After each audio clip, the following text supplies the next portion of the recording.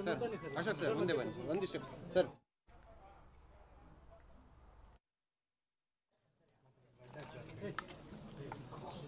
ಸನ್ಮಾನ್ಯ ನಮ್ಮ ರಾಜ್ಯದ ಅಧ್ಯಕ್ಷರಾದಂಥ ವಿಜಯೇಂದ್ರ ಅವರು, ನಾನು, ನಮ್ಮೆಲ್ಲ ಶಾಸಕರು, ನಮ್ಮೆಲ್ಲ ಕಾರ್ಯಕರ್ತರು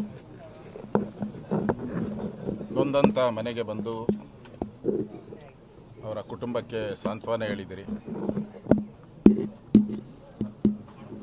ಇವತ್ತು ಹಿಂದೂ ಕಾರ್ಯಕರ್ತರ ಹತ್ಯೆ, ಸಿದ್ದರಾಮಯ್ಯ ಬಂದರೆ ಹಿಂದೂ ಕಾರ್ಯಕರ್ತರ ಹತ್ಯೆ ಗ್ಯಾರಂಟಿ, ಅದು ಕಾಂಗ್ರೆಸ್ಸಿನ ಗ್ಯಾರಂಟಿ.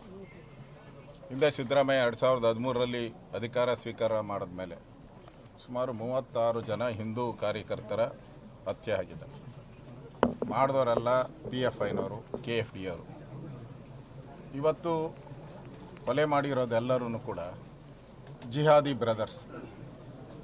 ನಮ್ಮ ಶಿವಕುಮಾರ್ ಹೇಳ್ತಾರಲ್ಲ ಯಾವಾಗ ಬ್ರದರ್ಸ್ ಬ್ರದರ್ಸ್ ಬ್ರದರ್ಸ್ ಅಂತ, ಆ ಜಿಹಾದಿ ಬ್ರದರ್ಸೇ ಮಾಡಿರೋದು. ಈಗ ನನಗೆ ಪೊಲೀಸ್ ಕಮಿಷನರು ಕೂಡ ಫೋನ್ ಮಾಡಿದ್ರು, ನಾನು ಮಾತಾಡಿಲ್ಲ.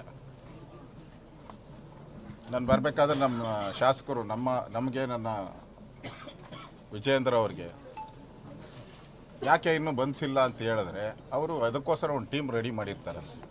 ಇಲ್ಲಿ ಸ್ಟೈಲ್ ಅದು, ಯಾರು ಕೊಲೆ ಮಾಡಿದ್ದಾರೆ ಅವ್ರನ್ನ ಅರೆಸ್ಟ್ ಮಾಡಲ್ಲ, ಅವರೇ ಕೆಲವ್ರನ್ನ ತಯಾರು ಮಾಡ್ತಾರಂತೆ ರಕ್ಷಣೆ ಕೊಡೋದಕ್ಕೆ. ಅರೆಸ್ಟ್ ಆಗೋಕ್ಕೆ ಬೇರೆ, ಹತ್ಯೆ ಮಾಡೋಕ್ಕೆ ಬೇರೆ. ಇದು ಟೀಮ್, 2 ಟೀಮ್ ಇದೆ ಅಲ್ಲಿ. ಆ ಟೀಮು ಇನ್ನೂ ರೆಡಿಯಾಗಿಲ್ಲ. ಅದಕ್ಕೋಸ್ಕರ ಪೊಲೀಸರು ವೆಯ್ಟ್ ಮಾಡ್ತಾ ಇದ್ದಾರೆ. ಅವ್ರು ಲಿಸ್ಟ್ ಕೊಟ್ಟ ಮೇಲೆ ಅದು ಮಾಡ್ತಾರೆ. ನಾನು ಪೊಲೀಸ್ ಅಧಿಕಾರಿಗಳಿಗೆ ಎಷ್ಟು ದಿನ ಈ ಥರ ಮಾಡ್ತೀರ, ಚಾಮರಾಜಪೇಟೆ ಅಲ್ಲಾದಾಗೂ ಕೂಡ